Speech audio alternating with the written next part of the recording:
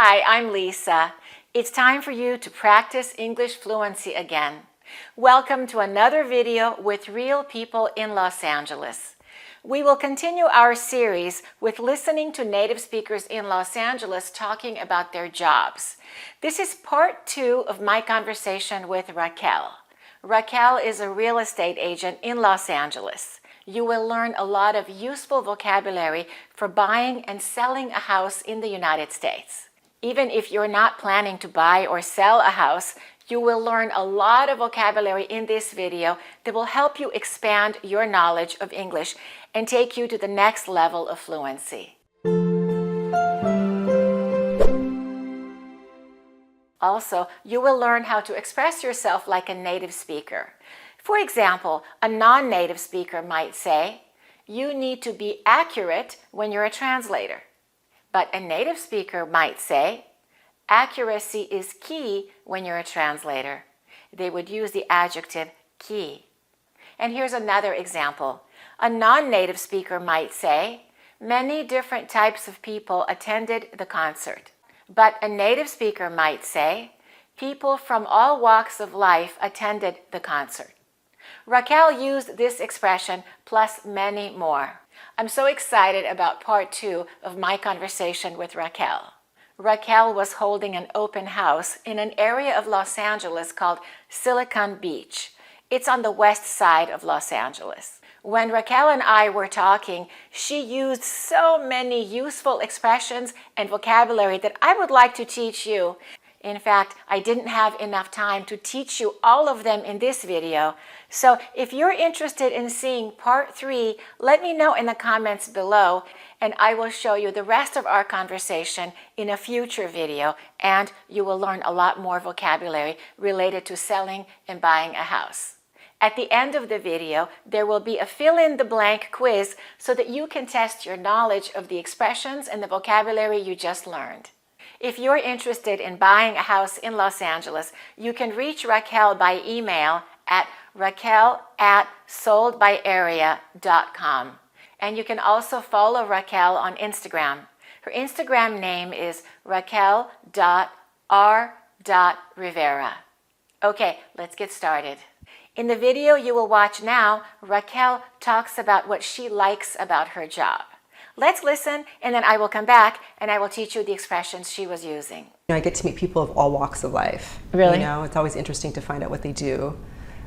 What about negotiations and closing skills? Ooh, that's very important. That's key, for sure. That's my favorite part.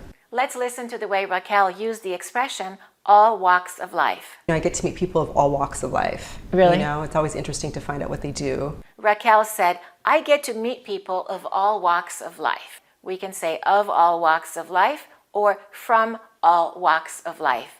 And that means all kinds of people.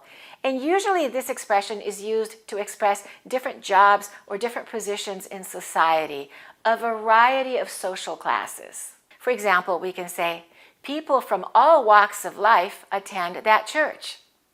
Or, "The conference attracted attendees from all walks of life, including doctors, artists, engineers, and farmers." I asked Raquel about which types of skills a real estate agent needs. I used the word closing skills, and she answered by using the word key. Let's listen. What about negotiations and closing skills? Ooh, that's very important. That's key, for sure. If a salesperson has good closing skills, that means they have the skills to close the deal successfully. They have the ability to convince the seller to accept an offer, for example. It's the part of the sales process to convince the buyer to buy the house or to convince the seller to sell the house. And when they come in agreement, they close the deal. And that's why we call it closing skills. Both the buyer and the seller say yes. A salesperson needs good closing skills. They need to be able to close the deal. We can also use it this way. We can say he's a closer, or he's a very good closer. And that means he is good at finalizing the sale with customers and clients. He's a good closer. Raquel used the word key as an adjective. Let's listen. Ooh, that's very important. That's key, for sure. She said that's key. And that means it's very important, it's crucial, it's the most important thing. Raquel said that having closing skills and having negotiation skills is key. For example, we can say, in my profession, good communication is key. Or we can say, if you want to improve your English, consistent practice is key.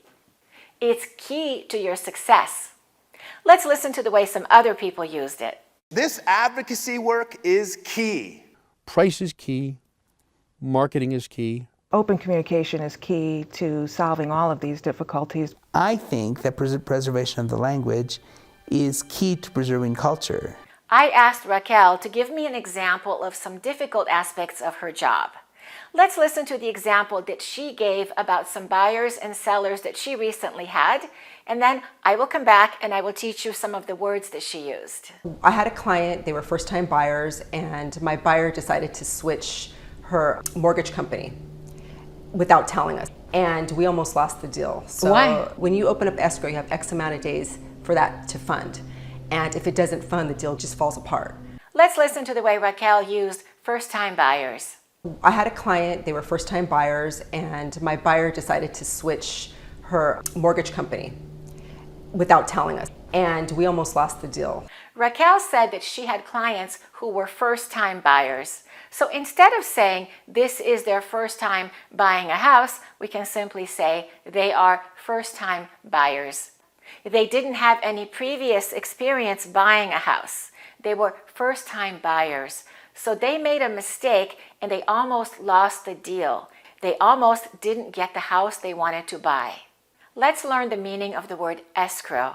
Raquel said, when we opened up escrow. Let's listen.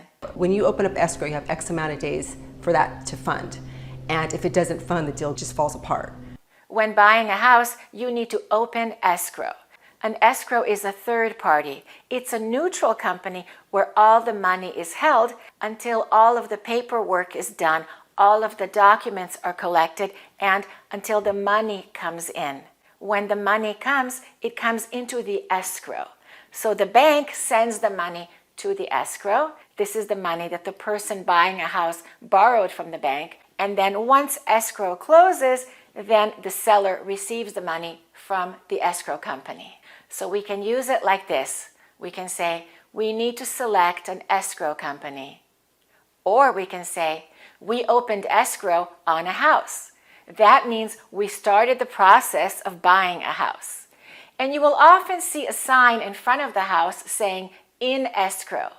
We can say, the house is in escrow. And you can say, we're in escrow. We're so excited we are in escrow. But that doesn't mean we have the house yet. It means we are in the process. And you can say, for example, how long is your escrow? We have a 30-day escrow. Or we can say, the seller wants a 60-day escrow in order to have time to buy a new house. Or we can say, it's an all-cash offer, so we can have a short escrow. We are not borrowing money from the bank, so we don't need to have a long escrow. We don't need to wait for the bank to approve the loan. And we can say, we are closing escrow tomorrow, and that means tomorrow we will get the keys to our new house. And both the buyer and the seller pay for the escrow services. They split the fee in half. And the average cost of an escrow fee is 1 to 2% of the price of the house. Those fees are called closing costs. Escrow is one part of the closing costs. There are also costs of inspections, bank fees, and different documents and certificates that are needed. All of those are called closing costs. Let's listen to the way Raquel used mortgage company. I had a client, they were first-time buyers, and my buyer decided to switch her mortgage company without telling us. And we almost lost the deal. A mortgage company is the bank that loans money to people who want to buy a house. Let's listen to the way Raquel used the expression X amount. So Why? when you open up escrow, you have X amount of days for that to fund. And if it doesn't fund, the deal just falls apart. Raquel said, when you open up escrow, you have X amount of days for that to fund. And if it doesn't fund, the deal falls apart. Let's look at X. X amount. When we say X amount, we mean any amount, an unspecified amount, when we don't know what that specific amount is or what that specific thing is. So X means this thing. You can say, you need to do X, or if you want to do X, or you can say, if you have X number of dollars, and for more than one thing, we can say X, Y, and Z. Let's listen to the way some other people used it, and I think you'll be able to understand it. And you got X amount for the primary, and then X amount for the general. In return, I will pay you X amount for the rest of your life. You should have X saved by 30, or the average 30-year-old has X amount, or in order to retire, you need to do X per year. And rather than say, I don't have time to do X, Y, or Z, should say, I don't do X, Y, or Z because it's not a priority. And if we're here to do X, Y, and Z, how are we going to do it? Let's listen to the way Raquel used the verb to fund. So when you open up escrow, you have X amount of days for that to fund. And if it doesn't fund, the deal just falls apart. To fund means to provide money. So you need to get a loan from the bank, and the bank sends the money to your escrow company. And when the money is in the escrow account, it means that your loan is funded. We can also say escrow has funded. Raquel said that the sellers needed their current condo or townhome to close. Let's listen. The sellers were not happy because they had just purchased a house and they needed their current condo or townhome to close. Condo is short for condominium. A condo is an apartment that you own. So if you're not the owner, you can say, I live in an apartment. But if you're the owner, you can say, I live in a condo. I'm selling my condo. And if the condo has two levels, an upstairs and a downstairs, that's called a townhouse or a townhome. You can say, I live in a townhouse. And Raquel said the seller needed their condo or townhouse because she forgot whether it was condo or townhouse to close.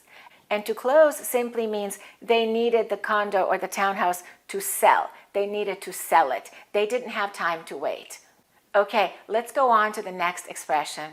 Raquel used the idiomatic expression to put out fires. Let's listen. So I had to really just put out fires, and just be on top of the new brokerage company to make sure everything was getting funded. Raquel said, I had to put out fires.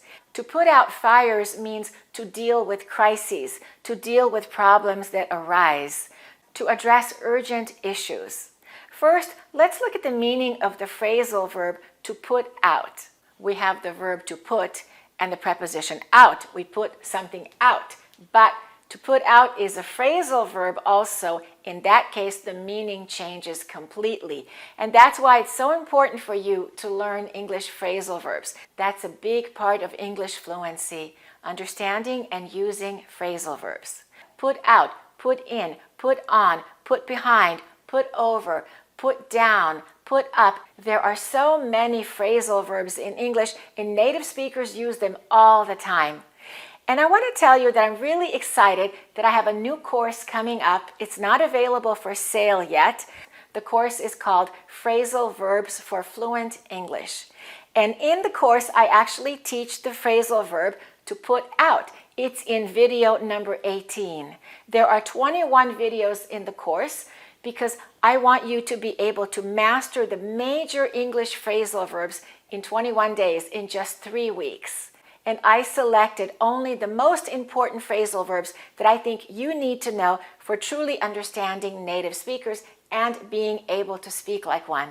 And I have an assistant in my course. Drake will also be explaining some of the meanings of the phrasal verbs. So I will teach the meanings, and then he will also give you examples, and then there will be quizzes and different stories for practice and a lot of conversation activities so that you can use them yourself by making your own sentences. I'm really excited about this course. It's not available yet, but it's coming very soon. It's almost finished. You can click on the link below to get on the mailing list. And as soon as it's available, you will find out. In the course, I teach you 4 different meanings of to put out. Let's listen to how I explained it in the video. Welcome to lesson number 18. This is part 3 of phrasal verbs with put. Let's learn 10 additional phrasal verbs with the verb to put. Now, let's learn the different meanings of to put out. Let's listen to Drake explain the first meaning.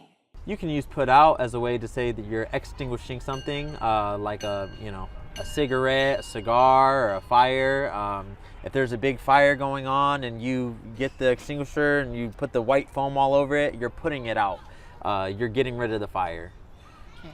You know, if you have a cigarette and you do this in the ashtray, you try to turn the cigarette off, you're putting out the cigarette. To put out means to extinguish or to stop the burning of something. For example, a fire, a flame, or a light. We can say, please put out the candles before you go to bed. The firefighters worked hard to put out the fire. He put out his cigarette. Let's learn another meaning of to put out. To put someone out. And that means to inconvenience someone or to cause trouble for someone. For example, we can say, I hope I'm not putting you out. I hope I'm not putting you out by asking you to help me move the furniture. I'm sorry to put you out, but could you lend me some money? Don't worry about putting yourself out. I can handle it on my own. Or you can say, no problem, you're not putting me out. We can say, as the project manager, I spent the workday putting out fires. I didn't get all my work done because I was busy putting out fires. There were so many emergencies. There were so many problems that I needed to deal with immediately. I needed to put out fires first. Let's listen to how some other people used it. We all put out fires as leaders every day. Without exaggeration, wake up every day and deal with what's on fire. And if I can put out those fires, that is a banner day for me. In our system, what we tried to do was put out the fires so we protected people from even more damage. Let's learn the idiom to be on top of something. Let's listen to the way Raquel used it. So I had to really just put out fires, and just be on top of the new brokerage company to make sure everything was getting funded. Raquel said, I had to put out fires and I had to be on top of the new mortgage company to make sure everything was getting funded. To be on top of something means to be aware of what's going on, to really know what's going on, to be in control of the situation and to handle it successfully. For example, you can say, good job, you're really on top of it. And we can also say to stay on top of something. And that means to follow it closely, to make sure you're up to date on what's going on. For example, the situation keeps changing, so we need to stay on top of it. Or, how's the project going? Great! John has been staying on top of it. Let's listen to how some other people used it. We'll aim to stay on top of it as best we can. And I think we just have to stay on top of it because the problem is there and it's deep. There are a lot of things that we can do to treat the symptoms and stay on top of it. Let's listen to how Raquel used the expression, a no-no. They switched mortgage companies, which is a no-no, This is kind of slang, but people use it all the time. Raquel said they switched mortgage companies, which is a no-no. A no-no is something that's not acceptable. It's not allowed. It's forbidden. And when you say it, make sure that you stress the first word. It's a no-no. It's a no-no. For example, we can say, cheating on a test is a no-no. That's a major no-no. Or, wearing a t-shirt in a fancy restaurant is a no-no. Don't do it. It's too casual. It's a no-no. Let's learn the expression, MoveIn Ready home. Let's listen. Is the typical buyer in Los Angeles looking for a move-in ready home, or do they prefer a fixer? Buyers nowadays, from what I'm experiencing, are looking for move-in ready homes. Yeah, they don't have time to fix it. They don't have time to fix it. If a house is move-in ready, it means nothing needs to be fixed. It's in very good condition and the home is ready for you to move in it. It's a move-in ready home. For example, you can say, we don't want to remodel. We prefer to buy a move-in ready house. And let's look at the opposite of move-in ready, a fixer. Let's listen. Is the typical buyer in Los Angeles looking for a move-in ready home, or do they prefer a fixer? A fixer is a house that has many things that need to be fixed. For example, we can say, this house is less expensive because it's a fixer. Or, we are looking for a fixer. And sometimes people also say fixer-upper. We can only afford a fixer-upper. And now it's time for your review quiz. It's a fill-in-the-blank quiz. Let's find out how many words and expressions you remember.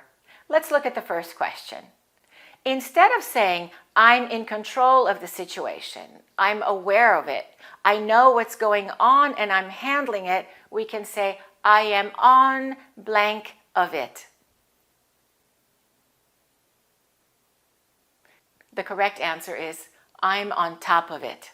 I'm on top of it. Let's go on to the next question. When buying a home, after agreeing on a price, the next step is to open blank. To open what? To open escrow. To open escrow. Did you get that one right? Instead of saying, I meet all kinds of people, many different types of people, you can say, I meet all blank of life. The correct answer is all walks of life. I meet all walks of life. Let's go on to the next question. If we want to say, for this job, having technical skills is very important, or it's the most important skill, we can say, having computer skills is blank. Key. Having computer skills is key. Let's look at the next question. An apartment that you own is called a blank. Condo. It's a condo or condominium. If I want to say it's forbidden, it's not allowed, you shouldn't do that, I can say it's a blank blank. 2 words. It's a no-no. It's a no-no. And keep in mind, this expression is pretty casual. Instead of saying, I have been busy dealing with many different crises at work, with many problems at work, I've been busy solving problems, you can say, I have been blank blank fires. What phrasal verb goes there? 2 words. I have been putting out fires. I've been putting out fires. Let's go on to the next question. If we want to say, this house is in perfect condition, nothing needs to be fixed, we can say, this house is what? 3 words. Move-in ready. This house is move-in ready. Did you get that one right? Let's look at the final question. If we want to say, many things need to be fixed in this house, it's old and it's not in good condition, we can say this house is a blank. A fixer. This house is a fixer. Or we can say fixer-upper. How did you do on the quiz? How many mistakes did you make? If you only made 1 mistake, or if you made no mistakes, that's great. You did a really good job. But if you made 2 or more mistakes, I suggest that you watch the video again and make your own sentences using these words. And remember, if you would like to see one more video where I'm talking to Raquel, and if you would like to learn more vocabulary related to buying and selling homes, let me know in the comments below. I filmed a lot of content and I have a lot more expressions to teach you. It might even be 2 more videos if you're interested. If not, I'm going to go on to another topic. So make sure you let me know in the comments below. Thanks for watching and keep practicing your English. To get the 2 courses, the American Accent course and the 400 advanced words you must know for fluent English, go to accurateenglish.com.